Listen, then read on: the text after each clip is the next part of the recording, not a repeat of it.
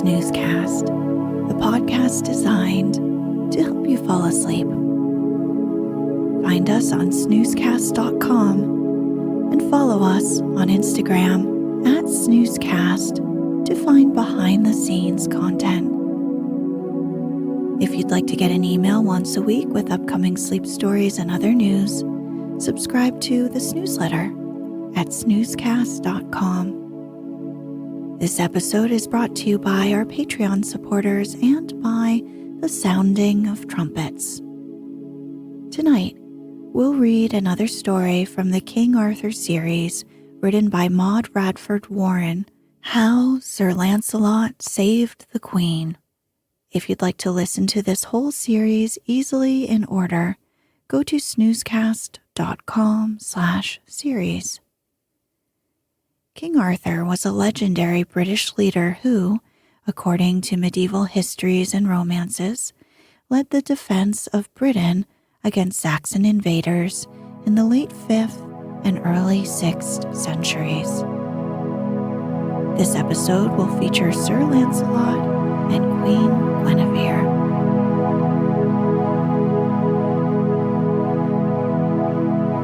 Let's get cozy. Close your eyes.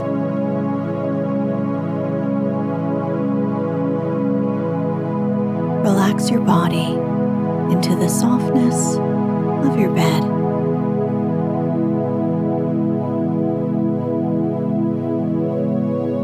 Now, take a few deep breaths.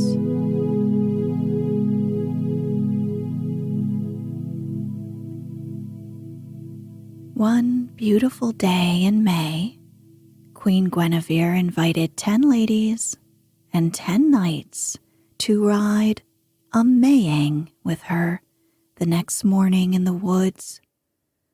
So, at the appointed time they assembled, all dressed in green silk and green velvet, the color of young grass.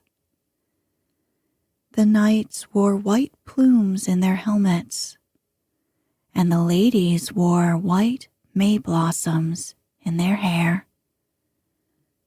They rode off very happily, telling the king that they would return before noon. Now, the good King Bagdemagus, for whom Sir Lancelot had fought, had a bad son named Sir Malgrace. For a long time, he had wanted to capture the queen and carry her off to his castle. He had been afraid to try, however, because of her large bodyguard. All the young knights of the Round Table liked to ride with her and protect her. They took good care of all the ladies of the court, but they loved the queen the most.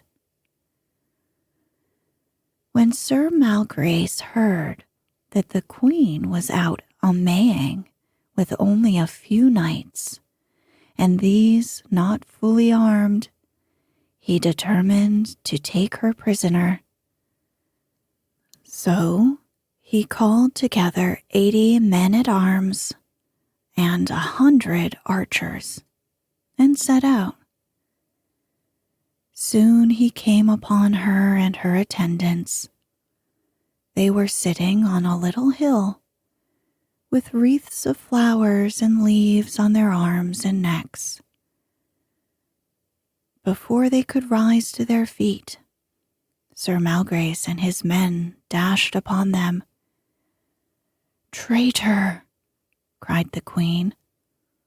"What would you do?" "I will carry you off to my castle, fair queen," he said, "and never again shall you go free." "I will not go with you," said the queen. Then the 10 knights drew their swords and set on the 180 men of Sir Malgrace. They fought so well that they overthrew 40. Still, They could do little against such numbers, and soon all were wounded. When the queen saw this, she cried out, "Sir Malgrace, do not slay my noble knights, and I will go with you. I would rather die than cause them further harm." The knights said they would rather perish than be prisoners to Sir Malgrace. However, upon an order from their lord, the archers tied up the wounds of the queen's followers and put them on horseback. Then the whole company rode slowly towards the castle of Sir Malgrace. Sir Malgrace kept close to the queen so she wouldn't escape. Once, when they were in a thick part of the wood, he rode ahead to break the branches so that they should not strike her face. Then the queen whispered to a little maiden who rode near her, "If you can do so, slip away from the company. You're so small that perhaps they won't notice you. Take this ring and give it to our greatest knight, Sir Lancelot, and pray him to come and rescue me."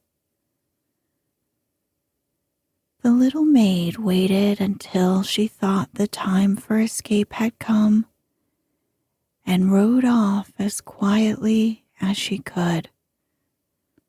Sir Malgrace saw her go and suspected that the queen had sent her.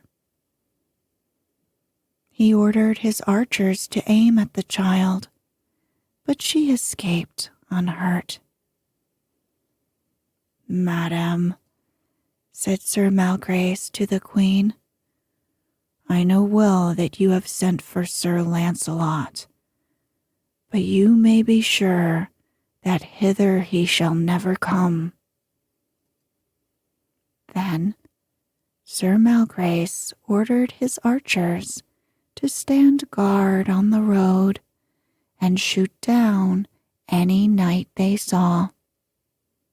"But if he should be Sir Lancelot," he said, "be sure that you do not venture very close to him, for he is hard to overcome." Meantime, the little maid reached Arthur's court in safety. She found the king and his knights concerned because the queen had not returned. She told her story and gave the queen's ring to Sir Lancelot. "Bring me my armor," shouted Sir Lancelot. "I will rescue my good and dear queen before the night falls. I would rather see her safe here again than own all France." He put on his armor and mounted his white horse and rode off without delay. The little maid led him to the place where the 10 knights had fought with the 180. From this point he traced them. At last he reached the archers. "Turn back," they said. "No one may pass here." "That I will not," said Sir Lancelot. "I am a knight of the Round Table, and therefore have the right of way throughout the land." At that, they shot their arrows at him. He was wounded with many of them, and his white horse didn't make it. Sir Lancelot tried to reach the men, but there were so many hedges and ditches in the way that he could not. They hastened back to tell Sir Malgrace that a knight whom they had not succeeded in felling was coming to the castle. Sir Lancelot tried to walk, but his armor was too heavy for him to carry in his wounded state. He dared not leave any of it behind, for he would need it all in fighting. Just as he was wondering what he could do, a carter passed him, driving a rough wagon. "Carter," said Sir Lancelot, "let me ride in your wagon to the castle of Sir Malgrace." The carter was amazed, for in that day a knight never entered into a cart unless he was a condemned man. Sir Lancelot, however, did not stop to explain. He jumped into the cart and told the driver to go quickly. Some of the ladies of Queen Guinevere were looking out of their window, and one said to her, "See, my queen, there is a poor knight riding along in a cart."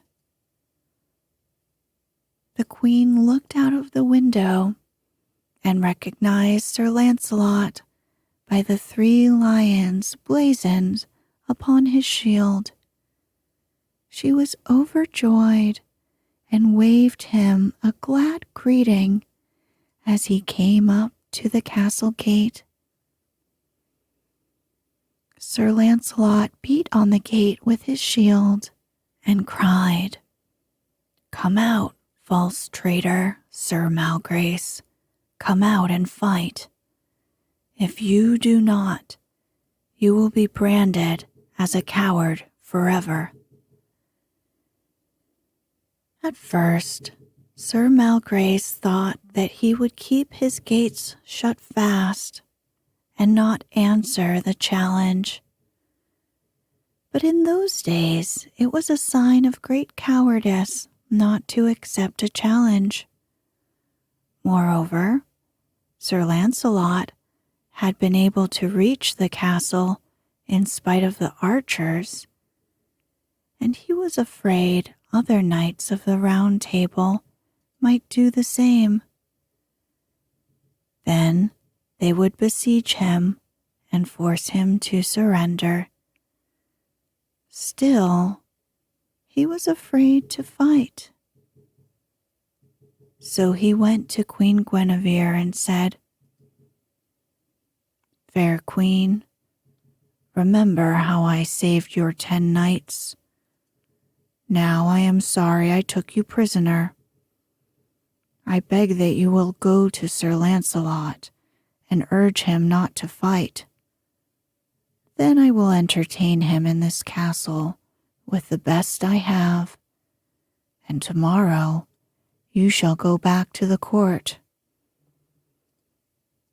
Then the queen said, "Peace is always better than war. I will do the best I can." So she went down to Sir Lancelot, who still beat upon the gate, and besought him to come in peaceably, for Sir Malgrace was sorry for what he had done. Sir Lancelot was unwilling, for he knew that Sir Malgrace was a traitor, deserving punishment. Still, he could not refuse the queen anything she asked him, and, therefore, he entered the castle. Sir Malgrace greeted him with politeness and served to him and to the others of Arthur's court a great banquet. After that, to the surprise of everyone, he rose and accused the queen of treason. All the company was astonished. Sir Lancelot was very angry. "If you say the queen is a traitress," he said, "you shall fight with me, although you were afraid just now." "I am not afraid to fight," said Sir Malgrace. "When and where will you meet me in combat?"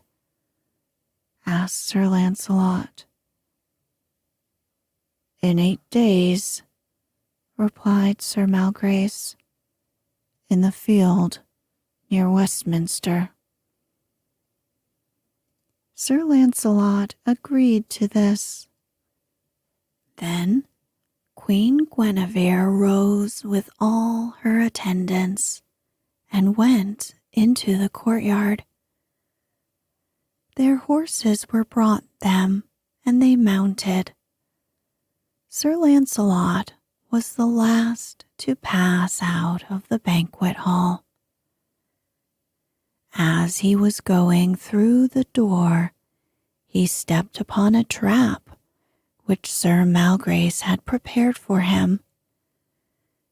The trapdoor fell and dropped him into a dark dungeon. When the queen and her knights and ladies had ridden out of the courtyard, they noticed that Sir Lancelot was not with them. They supposed, however, that he had ridden off by himself, as was often his custom.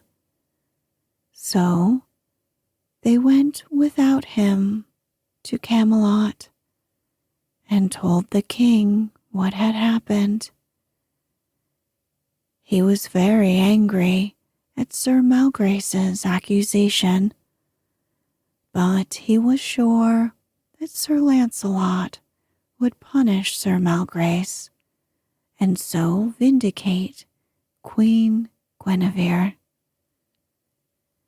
Meantime, the unhappy Sir Lancelot lay bruised in the dungeon. He lay hungry and thirsty for nearly 2 days. Then Sir Malgrace peeped in to check on him.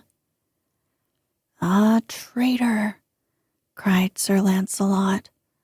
"I shall overcome you yet." At that, Sir Malgrace shut the trap door hastily, as if he were afraid that Sir Lancelot could leap up 10 feet in the air. That one look, however, cost the wicked knight dear, for the daughter of the porter saw him shutting the trap door and was curious to know who was in the dungeon.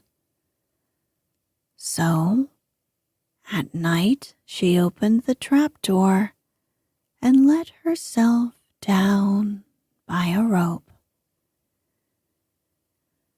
When she saw Sir Lancelot, she was very sorry for him. He offered her much money if she would free him. At last she said, "I will do it for the love of Queen Guinevere and not for money." She let him climb up by the rope and took him out of the courtyard. He was so sick that he went to a hermit's hut and rested for several days. When next Sir Malgrace looked into the dungeon, he heard no movement. Then he rejoiced greatly, for he thought Sir Lancelot was finished. When the 8th day had come, all the knights of the Round Table assembled in the tournament field and waited for Sir Lancelot to appear. They all thought he would surely come, but Sir Malgrace rode jauntily about the field. Many of the knights wondered at his courage, not knowing the reason for his confidence. The herald blew his trumpet once, but Sir Lancelot did not appear. Twice, and still he did not come. Then up started several knights and begged the king to let them fight instead of Sir Lancelot. He has been trapped, they said, or he would be here. While the king was hesitating whom to choose, in rode Sir Lancelot. He dashed up to Sir Malgrace. "Here I am, traitor," he said. "Now, do your worst." Then they fought, but at the first stroke, Sir Malgrace fell to the earth. "Mercy," he cried.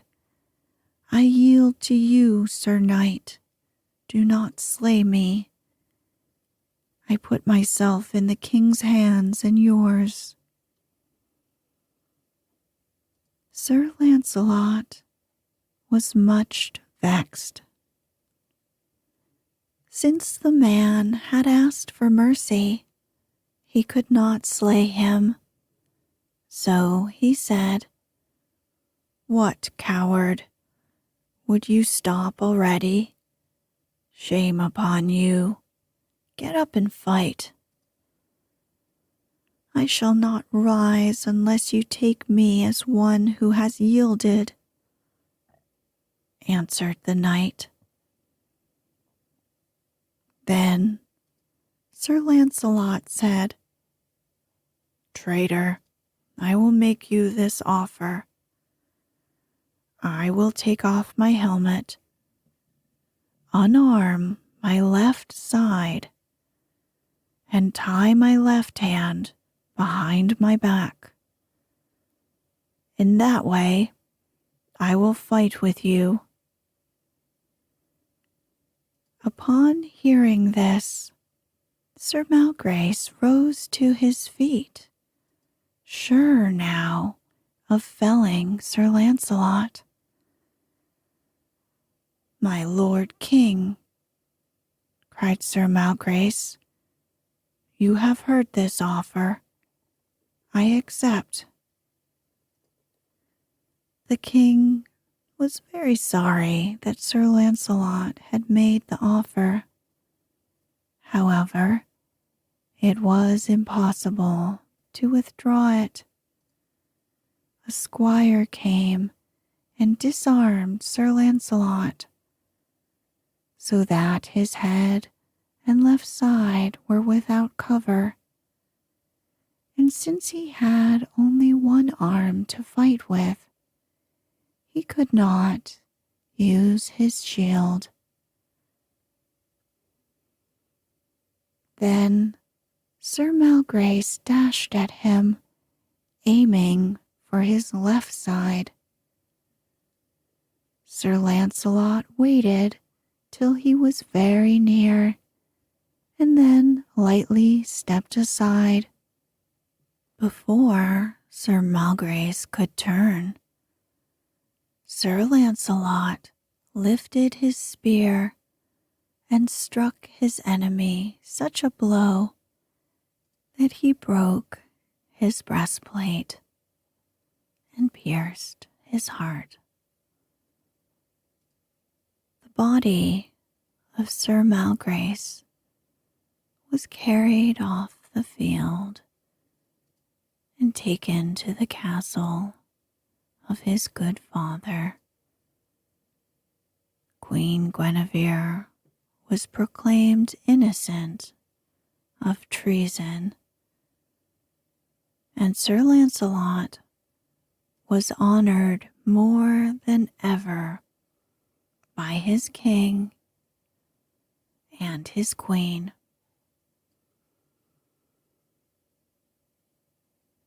Every year, King Arthur's knights held a grand tournament among themselves, and, contented in friendly combat for a prize, this prize was a diamond.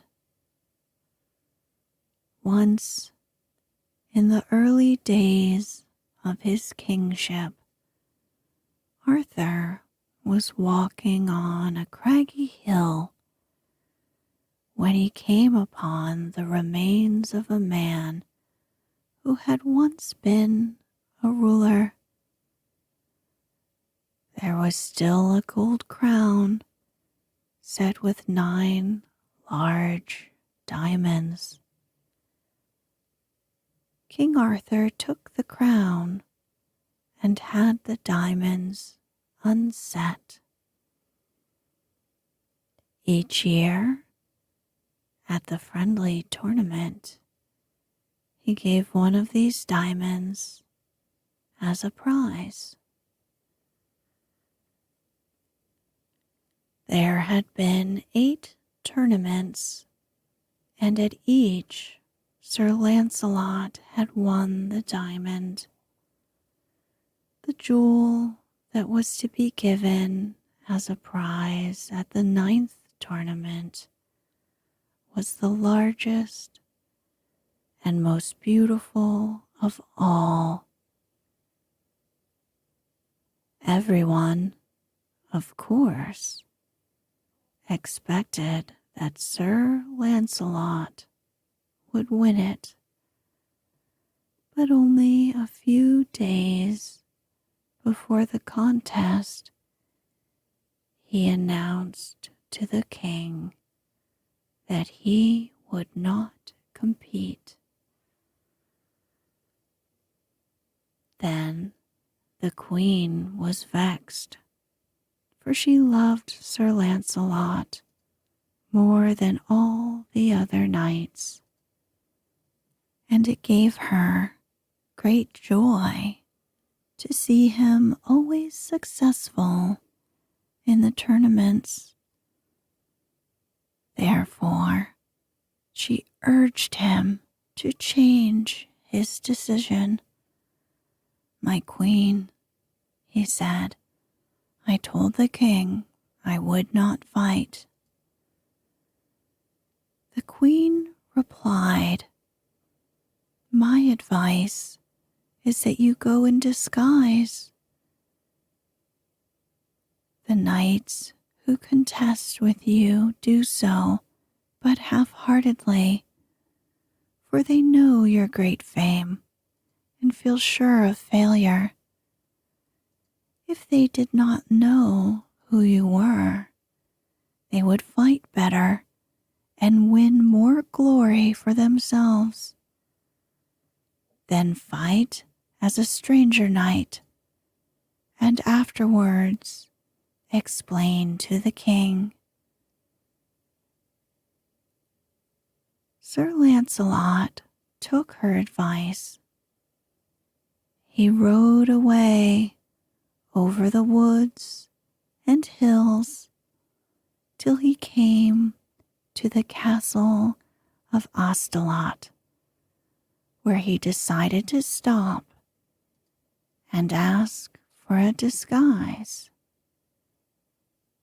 He knocked on the gate, which was opened by an old, simple servant, and entered the courtyard. The Lord of Astolat came to meet him with his two sons, Sir Tor and Sir Lavaine, and his beautiful daughter Elaine. The lord of the castle said, "Fair sir, whoever you are welcome. You seem to me much like a knight of the Round Table." "That I am," said Sir Lancelot. "Hereafter I will tell you my name. At present I wish to remain unknown. I must enter the coming tournament as an unknown knight, and I should like to leave you my great shield, for it is well known in Camelot as I. Will you keep it and lend me another one?" Then answered the Lord of Astolat, "You may take the shield of my son Tor. He was hurt in his first tournament and has not been able to fight since. My son Lavaine will gladly go with you to the tournament. Perhaps," added the Lord, laughing, "he can win the diamond and put it in his sister Elaine's hair." "Nay, father, do not make me ashamed before this noble knight," said the young Lavaine. "I know I can never win the diamond for Elaine, but I can at least do my best to fight. Gladly will I take you for a companion," said Sir Lancelot, "and if you can, win the diamond for this fair maiden." "Such a diamond," said Sir Tor, "is fit for a queen and not for a simple girl." Sir Lancelot smiled to himself. He was sure that he should win the diamond. Then he meant to give it with the 8 others to Queen Guinevere. He spoke kindly, however, to the beautiful Elaine. "In truth, this fair maiden is fit to be a queen." Then Elaine lifted her eyes and looked at him. His face was cut and scarred with wounds which he had received in battle. But as she looked at him, she loved him and felt she would continue to love him until the end of her days.